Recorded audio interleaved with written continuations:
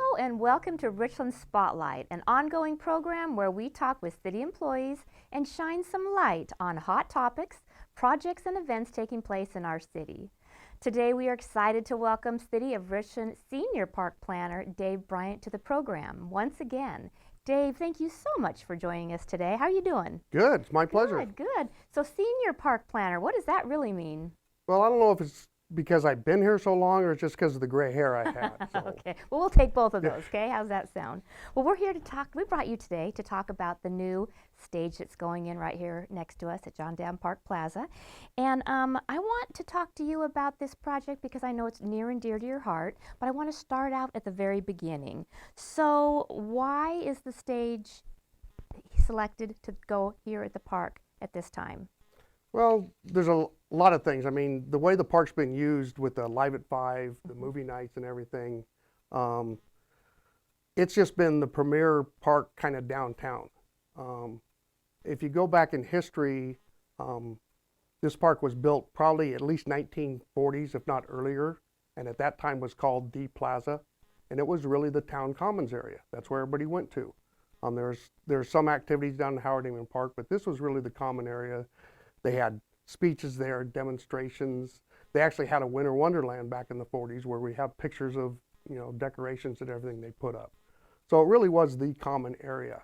When they did the master plan for the city of Richland, the supplemental to the master plan in 1953, they actually called out the plaza to be an area where it really needed to be preserved as the town plaza and the gathering spot for the city of Richland citizens. Okay. Well, funding's always an issue. How was funding resolved to bring the stage here? Oh, this one has been really fun. We've got several funding sources. Not a single penny comes from the general fund of the city of Richland. Excellent. Over the last couple of years, we were able to obtain approximately $600,000 of it has come from lodging tax in 2014 and 15. We've got a total of $85,000 from business license fund.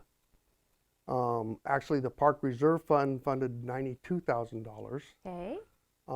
We received a state grant from the Recreation Conservation Office for $300,000. Okay.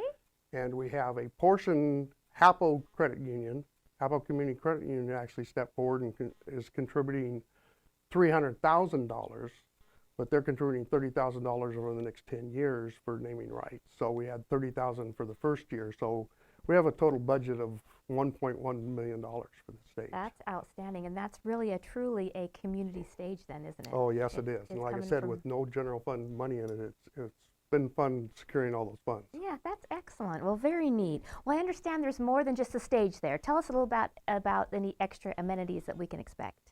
Oh, yeah. I mean, besides the stage, we built a restroom back in 2011. That was one of the first big components of John Dam Plaza that really made it usable for a lot more groups to use instead of having to have porta potties out there.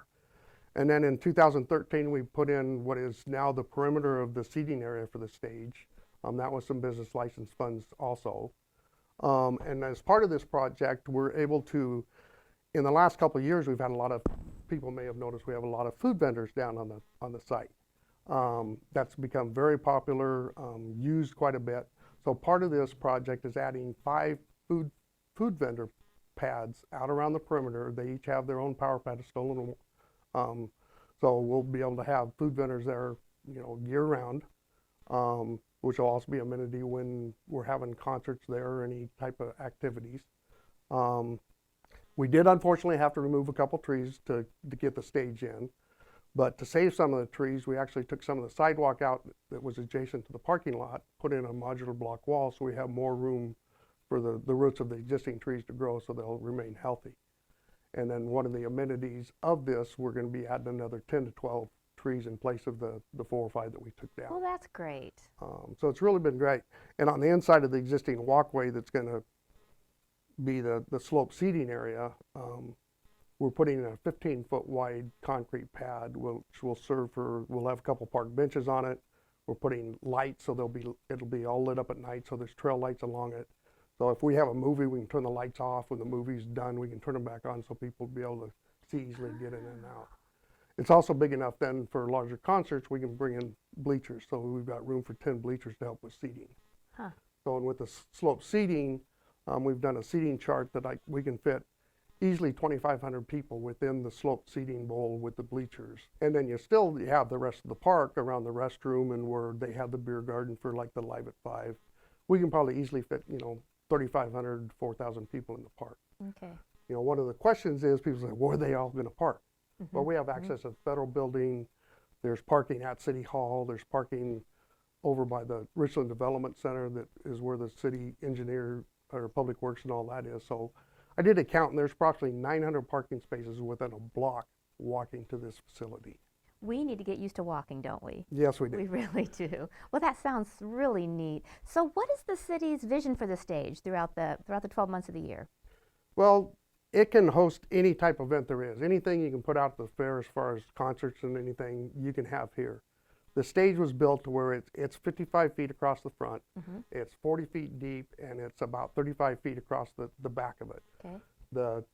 The lowest point of the front of the ceiling is 25 feet. So we did the specifications to where you can have, if you could afford Garth Brooks to come in, he could come in and play at this stage. Oh, wow. On one side of the stage, there's a dressing room with a bathroom in it for the performers. Nice. The other stage is basically just the electrical room and storage. Okay. Down in front of the stage actually sits 4 feet higher than the surrounding ground. Okay. So we've built a 15 feet by 50 foot orchestra pit out in front of the stage. Okay. Oh. So when you need an orchestra, you've got a spot to put them, or at Live at 5, that's going to be the dance floor. Okay. So then the ground just gently slopes up from there for the nice gentle seating. That will be really, really neat. So the big kickoff celebration is coming up, isn't it? Oh yes, April 9th, it's the big day. And what time does this begin? The activities, the ribbon cutting and everything is going to start at 10 o'clock in the morning. Okay. We'll probably have about 20 to 25 minutes of speeches, everybody saying the thank yous, giving the accolades to all the contractors and everything, and then we'll cut the ribbon. And probably starting at 10:30, we're going to have entertainment going till probably about 8 o'clock at night. There's going to be 19 to 20 performers. It's not totally set yet. We've got performers anywhere from the Mid-Columbia Master Singers, the Mid-Columbia Bluegrass Association, Bells of the Desert, the Richland Players, Mid-Columbia Ballet, the Tri-City Youth Choir. We even have the Hanford High School Jazz Band, along with the Richland High Band, plus many others. Like So I said, a there's little going to bit be of everything. Yep. Yeah. Trying to get any group that might want to use the stage at some time.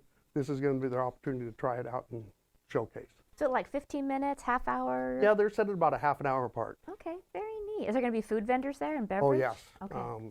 The city's lining up. Sherry Gartside with the city is just working behind the scenes, getting all this organized. She's got several food vendors, so we just ask people to bring a chair, bring a blanket to sit on the grass.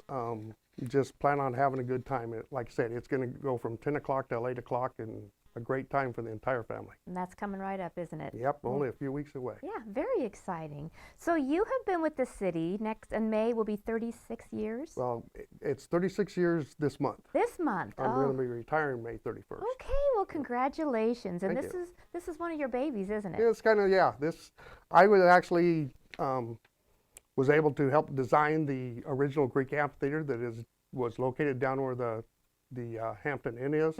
So now to design this one, it's, whether it's a legacy type project, it's really been fun to work on the both of them and have this one built before I retire. So that's like a full gamut. You started It small really and is, you ended with a bang, didn't you? Very neat. Thank you, Dave. You It's a betcha. pleasure to interview you one last time before you hit the road and Well, again thank you. celebrate the Hapo stage. That's a wonderful legacy to leave behind. Yep, looking forward to it. I love the project. Good. I've Good. always It said shows.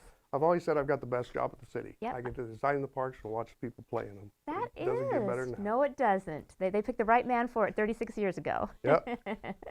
Well, thanks, Dave, for jumping on the program and shedding some light on the grand opening celebration that's coming up on April 9th, and that's a Saturday. The event is scheduled for 10 a.m. as a ribbon cutting and should end about 8 p.m. at John Dam Plaza, and it's free and open to the public. If you're interested in keeping up with current City of Richland news, we encourage you to visit the City of Richland's webpage at the link at the bottom of your screen. Of course, you can follow the City of Richland and Parks and Recreation Department on Facebook. So make sure to search for us and give us a like. I'm Gail Everett, and thank you for joining us on Richland Spotlight.